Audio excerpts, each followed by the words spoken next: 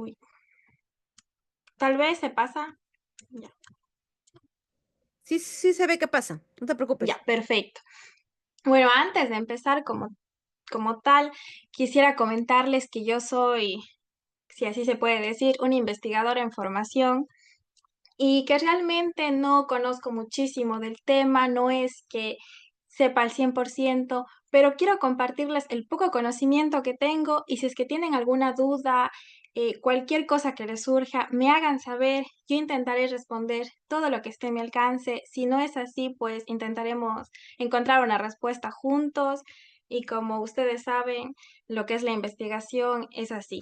Es investigar y estudiar día a día y mientras más se conoce, más uno sabe que no sabe, porque así es. O sea, uno mientras más estudia, uno se da cuenta que menos cosas sabe. Entonces, la investigación es así, hay que seguir investigando. Bien, en esta investigación que estoy haciendo en el Hospital Clínico San Carlos del uso de la biopsia líquida en la neoadjuvancia del cáncer de mama, me he planteado un formato de investigación como tal, en el cual les voy a hablar un poquito de la introducción para que veamos qué es esto del cáncer de mama y por qué es tan importante estudiarlo, la hipótesis y objetivos, materiales y métodos que estoy usando en esta investigación, los resultados preliminares todavía que estoy obteniendo y las conclusiones que podemos llegar con estos resultados. Bien, como una breve introducción, el cáncer de mama, eh, como tal, sabemos que el cáncer es un gran problema en la sociedad. El cáncer como tal afecta a países desarrollados como a países no desarrollados. Y el cáncer de mama es el cáncer más común a nivel mundial. Este cáncer es la segunda causa de muerte por cáncer en el mundo. En España, donde estoy haciendo la investigación, ocupa el primer lugar en incidencia, con una incidencia de 81 por cada 100.000 habitantes. Son cifras, la verdad, elevadas, alarmantes, y también estas cifras he investigado en mi país, en Ecuador, que está en 39.5 por cada 100.000 habitantes. Esta charla sé que me están escuchando muchas personas de Perú y creo que esta cifra les podría interesar. La cifra es de 39.3 por cada 100.000 personas. Entonces, sí, son cifras más bajas de lo que se presenta, por ejemplo, en España o en Estados Unidos, pero no quiere decir que por eso nosotros estemos, la verdad, mejor, que no tengamos cifras tan elevadas de cáncer, de mama, ni nada de eso. No, porque bueno, como bien es sabido, eh, países sudamericanos, latinoamericanos, subdesarrollados, tenemos también otro tipo de problemas. Y pese a eso, también las cifras que, claro, se presentan aquí, a veces no tienen todos los casos, porque como bien sabemos, hay muchos pacientes que mueren sin ser tratadas, que muchos pacientes que no están en estas estadísticas. Entonces, las estadísticas pueden aumentar mucho más. Estas cifras nosotros las podemos ver en la página de Cancer Today. Aquí, la verdad es una página que a mí me encanta, es una página que todos nosotros podemos visitar, podemos ver cualquier tipo de cáncer, podemos ver la incidencia, la prevalencia, la mortalidad. Y como les muestro aquí, vemos como en un tipo de mapa, vemos el país que nos interese, podemos ver a nivel mundial y la verdad es una página muy dinámica, que les invito a que se familiaricen y se amiguen con esta página. Además, también, ¿por qué es importante estudiar el cáncer de mama? Bueno, según la Organización Mundial de la Salud, nos dice que para el año 2050, de todos los casos que tenemos ahora, que estamos en el 2025, se van a elevar cerca de un 40% de cáncer de mama en las pacientes.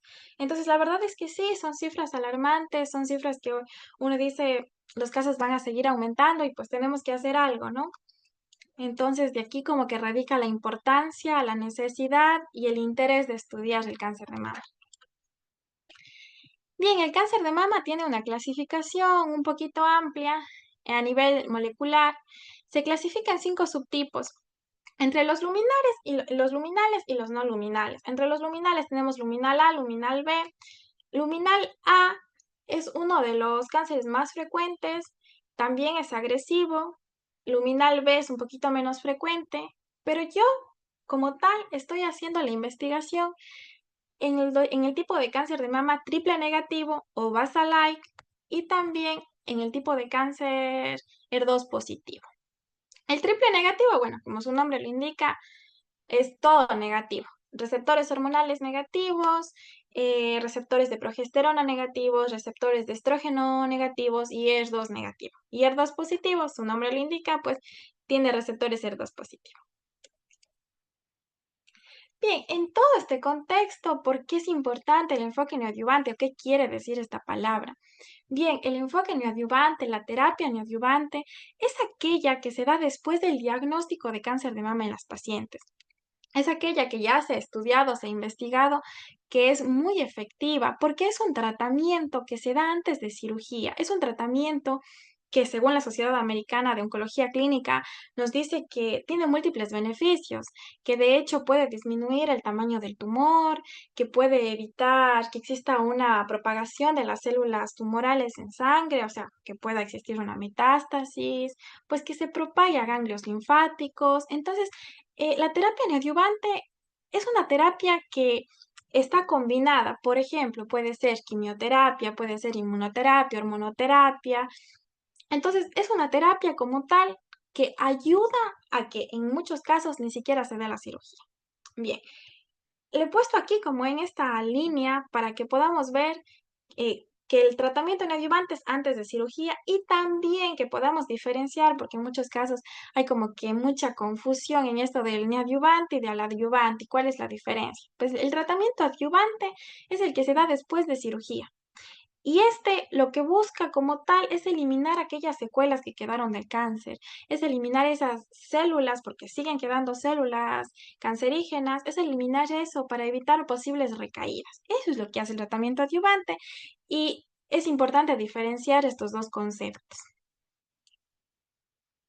Entonces, en todo esto, ¿por qué la biopsia líquida? ¿Qué nos tiene que decir? Pues la biopsia líquida es una herramienta mínimamente invasiva. ¿Por qué? Porque lo que va a analizar son fluidos biológicos, como es la saliva, la orina, la sangre, leche materna, con la finalidad de analizar lo que son las CTCs, que son las células tumorales circulantes, el DNA circulante libre, el DNA libre. Y aquí pongo exosomas, pero en sí serían las vesículas extracelulares, porque en vesículas extracelulares tenemos tres tipos de vesículas extracelulares. ¿Estas qué son? Las vesículas extracelulares son componentes de todas las células. Todas las células liberan estos componentes a la sangre. ¿Y qué tienen esto? Pues se ha visto que tienen información muy importante, se les llama como vehículos. ¿Por qué? Porque estos vehículos hacen que se comunique una célula con otra. Entonces tienen información muy importante. Tienen DNA, tienen RNA, tienen microRNA, tienen lípidos. Entonces tienen información valiosísima en todas las personas. Y esta información puede tener en las células normales como en las células tumorales.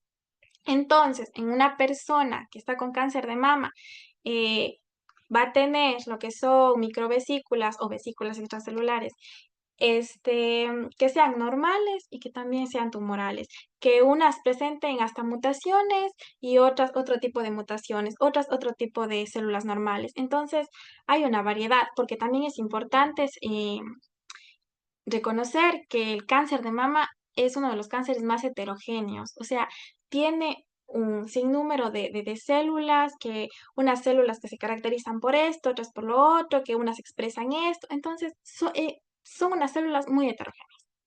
Entonces, todo esto, ¿por qué es importante? ¿Para qué? Pues para las aplicaciones tanto en un tratamiento personalizado de los pacientes y también para ver si es que hay una resistencia terapéutica al tratamiento. Hipótesis y objetivos que me estoy planteando en esta investigación, pues lo que quiero es enfocar la neoadyuvancia en el cáncer de mama, como les mencionaba, el triple negativo, por sus siglas en inglés, triple negative breast cancer y HER2 positivo. ¿Para qué? Para detectar biomarcadores en 4 tiempos del tratamiento de las pacientes.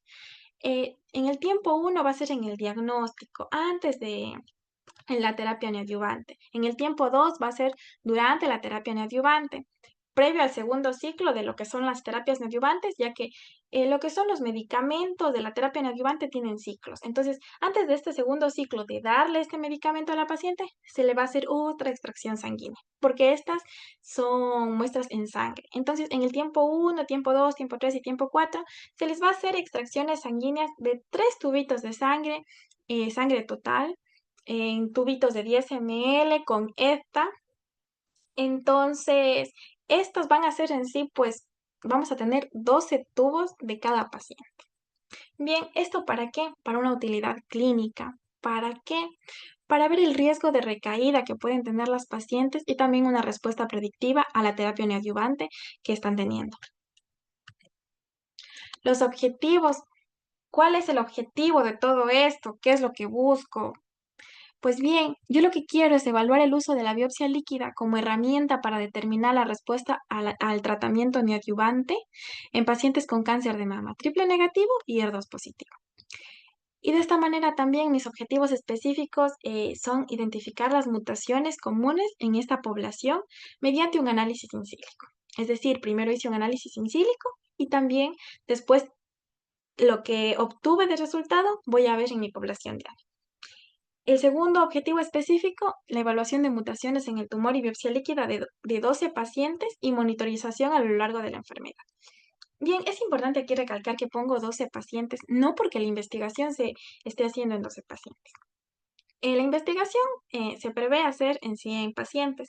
Sin embargo, como ustedes saben, lo que es una investigación toma muchísimo tiempo. Esta investigación está para 6 años. No tenemos todavía los 100 pacientes. De muchos de estos no tenemos los 4 tiempos. Lo que les traigo aquí son resultados de 12 pacientes, resultados completos, pero de estos 12 pacientes para poder ir comparando e ir viendo en qué nos puede beneficiar esto.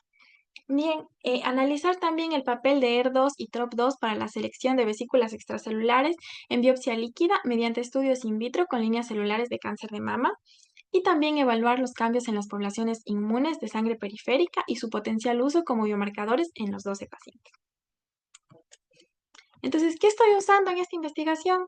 Pues los estudios in sílico, líneas celulares de cáncer de mama y mi población de estudios in sílico, estoy usando un panel de genes, Metabric y un exoma completo TCGA, los cuales he podido analizar gracias a Sevio Portal, como podemos ver aquí. Más que nada he escogido este tipo de estudios por su tamaño muestral. La verdad, y veo que estos dos estudios tienen análisis similares, entonces más que nada me he ido por ese tipo de estudios. Bien, las líneas celulares que estoy usando son líneas celulares propias de cáncer de mama, como es MDA-MB468, MDA-MB231, que son de líneas celulares de cáncer de mama triple negativo, SKBR3, BT474 de ER2 positivo. Bueno, en forma general, para no ahondar mucho en qué es lo que he hecho en todo esto, todos los procedimientos, todos los protocolos, porque todos los procedimientos y protocolos, la verdad, son muy largos, pero repito, si es que tal vez a alguno de ustedes les interese o algo, yo les podría pasar protocolos o procedimientos un poquito más amplios. Aquí lo que he puesto es un poquito así a breves rasgos. ¿Qué se hizo con esto? Pues se cultivaron a 37 grados centígrados en una atmósfera unificada y a un 5% de CO2. Se mantuvieron en medio RPMI, suplementado con 10% de suero fetal bovino, más 1% de penicilina estreptomicina para pues, evitar contaminaciones y también un microlitro mililitro de glutamina. Para la realización de pases se utiliza siempre lo que es tripsina al 0.25%, 2.21 milimolar de ETA y previo a lavados seriados que se hace con PBS. Para el almacenamiento a largo plazo siempre se hace en nitrógeno líquido, siempre se hace con el 90% de FBS más 10% de DMCO como medio de congelación. Y se verifica siempre la ausencia, perdón, de contaminación por micoplasma mediante PCR cuantitativa. La población de estudio. Mi estudio es un estudio observacional y prospectivo en pacientes con cáncer de mama, ER2 positivo, 6 pacientes, triple negativo, 6 pacientes, localmente avanzado. se ha llevado a cabo en el Departamento de Oncología Médica del Hospital Clínico San Carlos, el cual está situado en Madrid. Las muestras que he obtenido de estas pacientes son mediante BAC, eh, sangre 30 mililitros de cada una, ya que como les mencionaba antes, son 10 mililitros de cada tubito, se les extrae 3 tubitos cada vez, cada tiempo, entonces pues a la final son 12 tubitos. Son recogidas en diferentes momentos, como les mencionaba antes, en 4 tiempos diferentes. ¿Qué se hace con estas muestras? Pues bueno, se separa en dos. Vamos a centrifugar primero y separamos en el plasma. El plasma luego vamos a hacer múltiples centrifugaciones, vamos a eliminar lo que son restos celulares y luego vamos a guardar en alicuotas a -80 hasta luego utilizar. Vamos a evitar también ciclos de congelación, descongelación, porque de esta manera, pues digamos, se nos daña el plasma, no nos serviría para nuestro estudio. PBMCs. Las PBMCs, que son las células mononucleares de sangre periférica, estas de aquí nos sirven más que nada para ver cómo está el sistema inmune de las pacientes. Estas pues se separan con los tubitos de gradiente, les ponemos ficol, hacemos también centrifugaciones, lavados y esto pues para después analizar por citometría de flujo. Aquí también hacemos lo que es extracción de DNA en el plasma. Es muy importante mencionar, ahora que veo todo esto, no lo pongo aquí, pero lo hago también, extracción de DNA en tejido tumoral. O sea, en lo que es la parafina, en el tejido tumoral parafinado, también hacemos extracción de eso para también comparar la extracción del DNA del tumor y la extracción de DNA del plasma. Entonces, en este caso del plasma que usamos, pues es el kit Qiagen. ¿Para qué hacemos todo esto?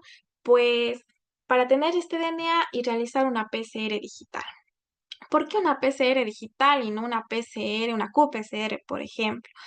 Porque se ha visto y la bibliografía menciona que la PCR digital es una técnica muy sensible y al menos en biopsia líquida o al menos en muestras que tengan muy poco contenido de DNA, es clave la PCR digital porque ayuda a coger la mínima cantidad de DNA para ser amplificado. Entonces, por eso es que se hace una PCR digital y no otro tipo de PCR. Eso para ver mutaciones. Aislamiento de vesículas extracelulares, como les mencionaba, estas vesículas extracelulares que son tan importantes, son clave, tienen información muy valiosa. Estas se aíslan pues de proteínas, del plasma, de las líneas celulares. Entonces, estas se aíslan mediante dos técnicas diferentes, con ultracentrifugación y con cromatografía de exclusión por tamaño. Eh, Realmente con la ultracentrífuga podríamos hacer maravillas y con eso ya podríamos aislar. ¿Por qué estamos usando cromatografía de exclusión por tamaño? Estoy usando el equipo ISO. ¿Para qué? Más que nada porque la bibliografía menciona que, que hay que fraccionar las vesículas extracelulares y que ciertas fracciones contienen más información que otras. Ciertas fracciones tienen, digamos, una proteína y la otra no. Tienen una mutación y la otra no. Entonces, más que nada, para hacer una comparación, estamos haciendo por cromatografía. Pero solamente el aislamiento de vesículas extracelulares se hace nada más con una ultracentrífuga y ya. Bueno, también del plasma pues se extrae y se concentran proteínas, la extracción se hace tanto de las líneas celulares como también pues de las pacientes, se hace con el Baferipa, con un inhibidor de proteasas, la concentración se hace con un kit de micro BCA y para una recta, para ver que todo esté bien, se utiliza BSA, que es el suero albúmino bovino, y eso más que nada. ¿Para qué se concentran las proteínas y todo esto? Pues para realizar Western blot. ¿Qué es Western blot? Pues es la técnica clave que digamos, en este caso, para analizar si existe o no la expresión de proteínas ER2 en el tipo de cáncer ER2 positivo y TROP2 en el tipo de cáncer triple negativo. Bien, entonces, estos son como tal los anticuerpos usados en Western blot para la detección de estas proteínas que hemos estado usando. También como control de carga estamos usando betactina. Bien, aparte, eh, para analizar el sistema inmune de las pacientes, pues por citometría de flujo, estamos utilizando un equipo Cytoflex y estos son los anticuerpos que estamos usando. Son muchos que aquí se ven una gran cantidad, pero bueno, ya más después les voy a ir explicando para qué nos sirve todo esto y por qué es tan importante. ¿Qué es lo que he visto? ¿Qué resultados son los que tengo hasta el momento y puedo decir, bueno, creo que la biopsia líquida va para alguna parte? En base a tres líneas. Primero, la mutación de genes, a la importancia de las vesículas extracelulares y al sistema inmune. Primero, la mutación de genes. Primero, pues, como les mencionaba, primero hicimos una identificación de genes mutados mediante estudios in sílicos, tanto del panel Metabric como del exoma TCGA.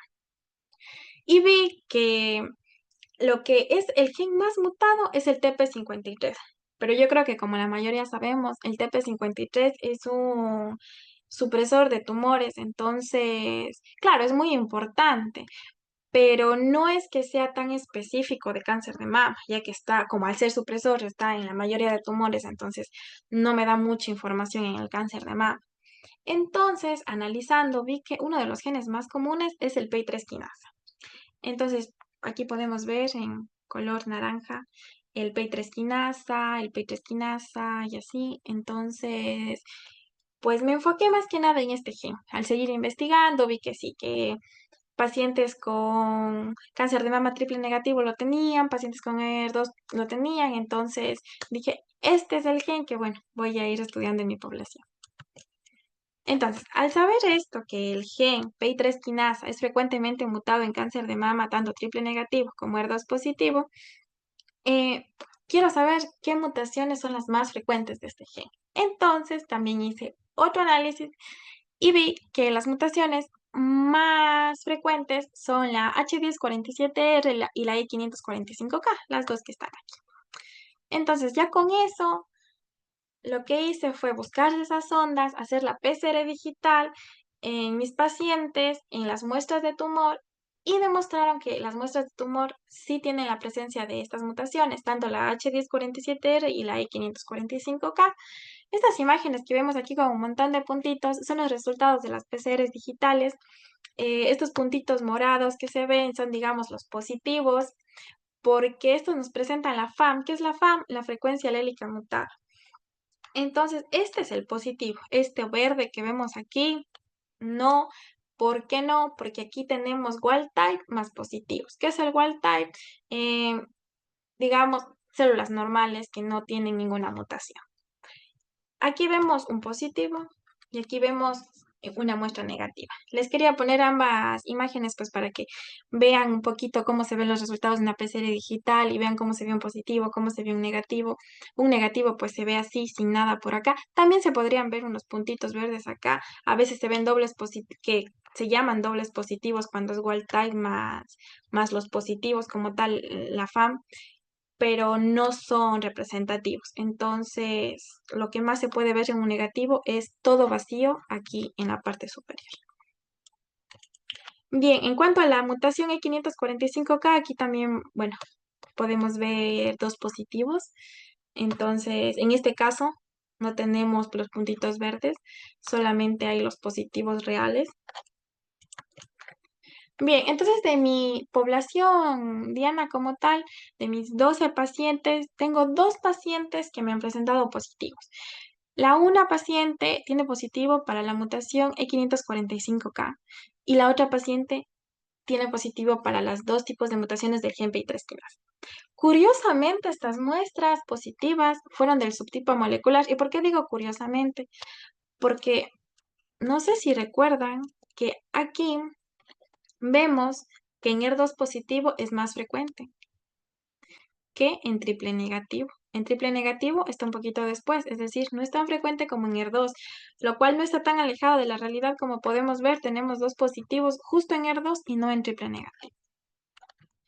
Bien, entonces, ¿esto qué hago con todo esto? Ya tengo la mutación del tejido tumoral, perfecto, las muestras tienen mutaciones, bueno, ¿qué hago? Entonces, lo que quiero ver es que si es que hay o no hay esa mutación en plasma. En este caso, que todavía son pocas muestras, las muestras de plasma mostraron la ausencia de esta mutación. ¿Por qué? Bueno, primero también destacar que mis muestras no son de pacientes metastásicas. Al no ser de pacientes metastásicas, como bien sabemos, el tumor va a liberar muchísima menos información, o sea, menos o nula. También puede ser que las pacientes recién están, o sea, recién se está desarrollando el tumor, recién está en sus primeras etapas, no es una paciente tal vez en una etapa mucho más avanzada, que obviamente en una etapa mucho más avanzada vamos a tener un montón de información tumoral en sangre. Bien, eso por una parte. Por otra parte, no quiere decir que si yo no encontré nada en sangre, no hay nada. No, bueno, del gen peitoesquinasa y también del tipo de mutaciones, que yo estoy viendo nada más dos mutaciones, no estoy viendo mucho.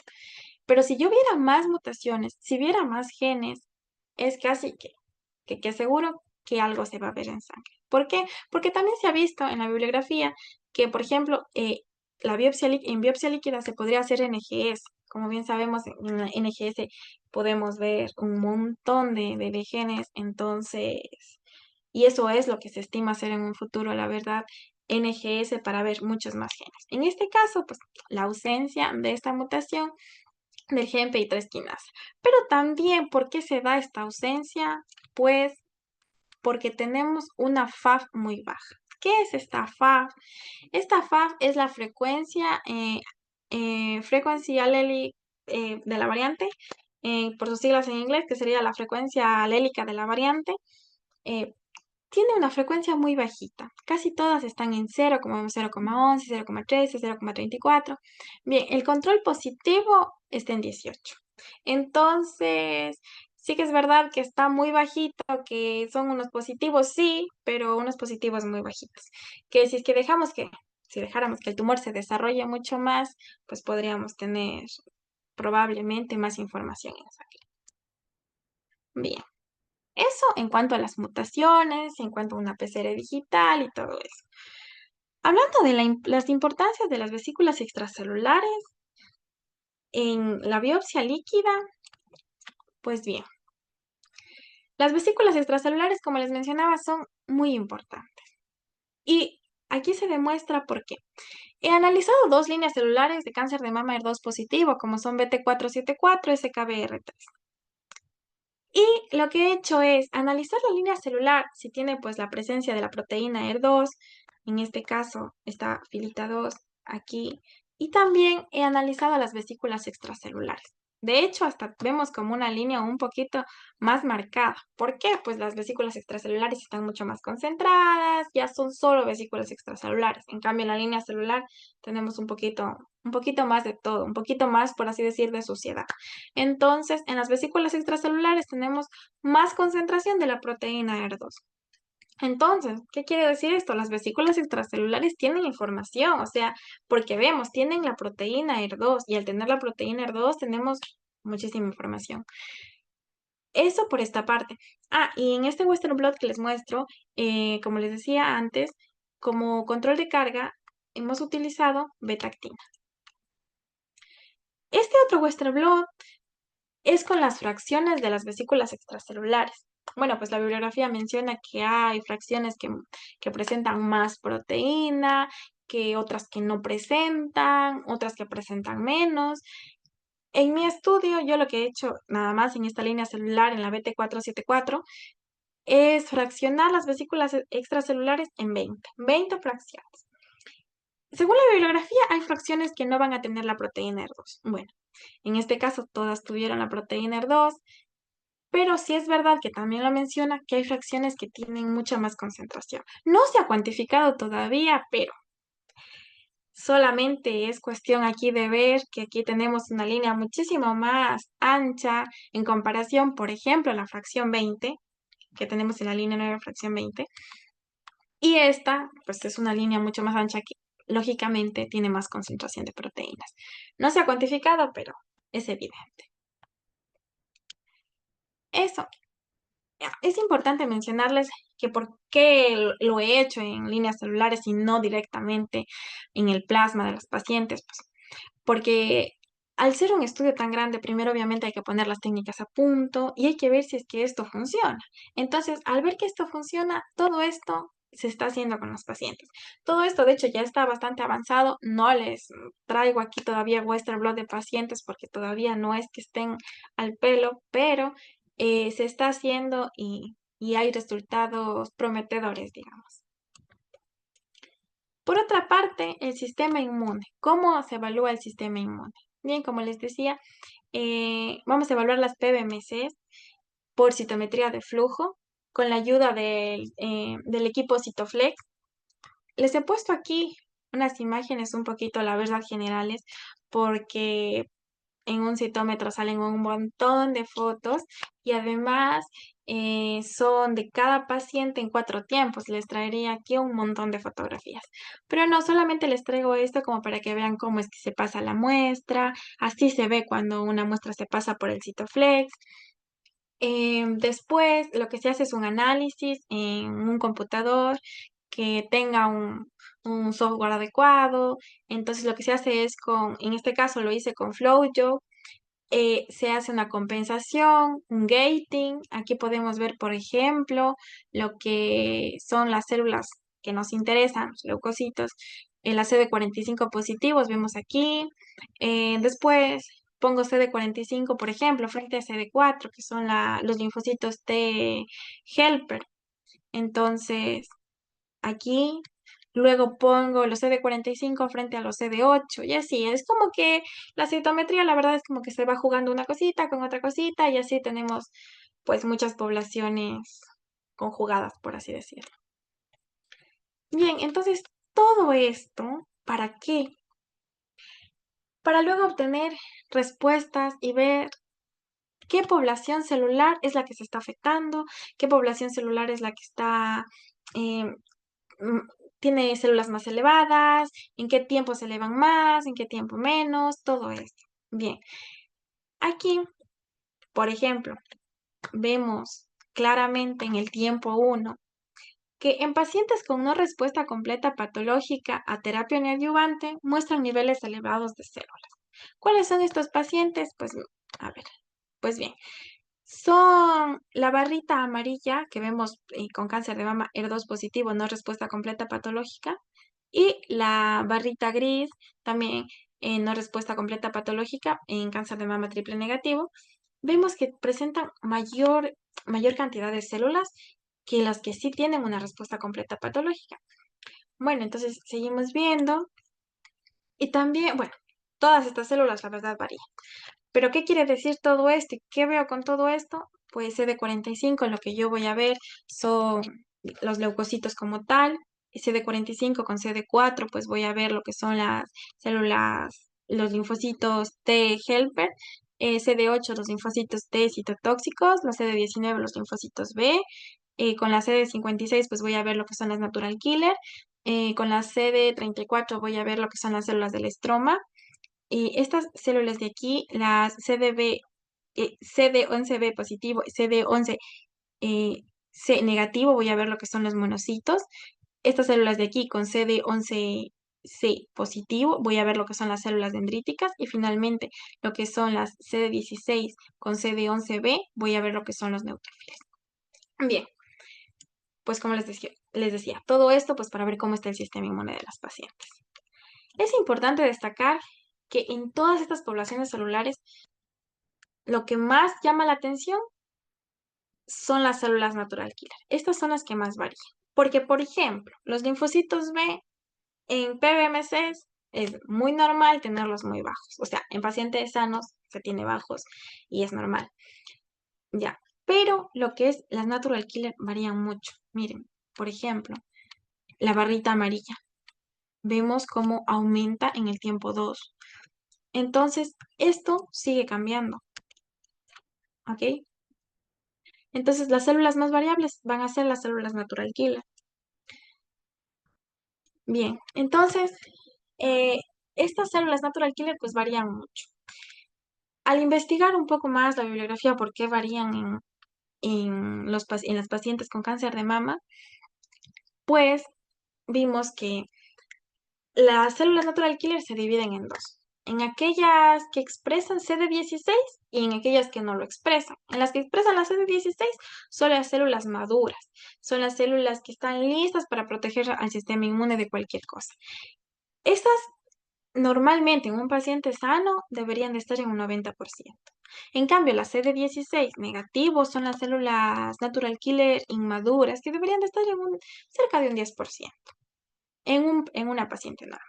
Pero, por ejemplo, aquí vemos que eso no se parece a los resultados que están aquí, porque esto no parece ser un 90% y esto un 10%, para nada. De hecho, en el tiempo 3, digamos lo más evidente, vemos que hay mucha más prevalencia de las inmaduras. ¿Y por qué se da todo esto? Por ejemplo, en el tiempo 3, que el tiempo 3, les recuerdo, esto es ya antes de cirugía. Entonces, bueno, digamos, en estas pacientes no han tenido tan buena respuesta.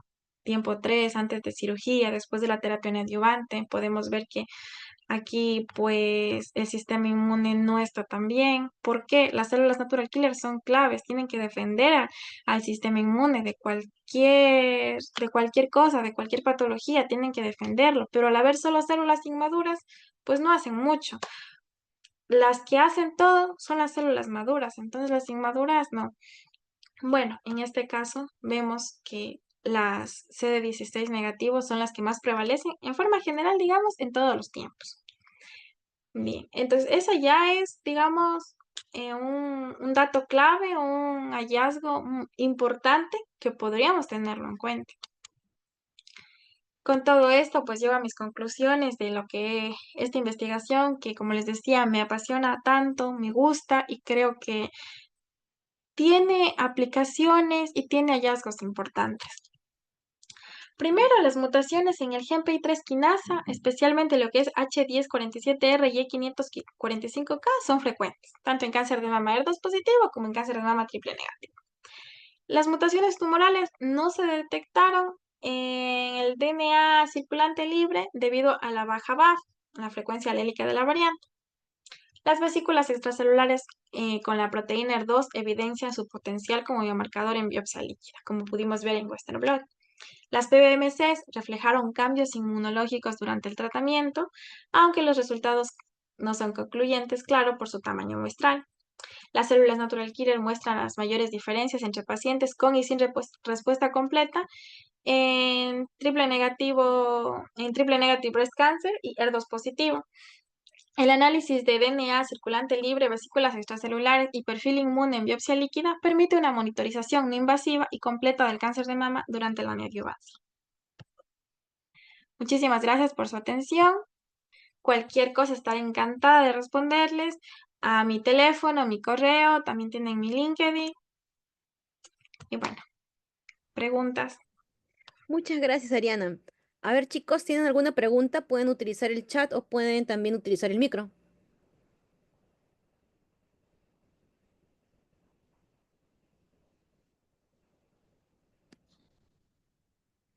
Esta es parte de tu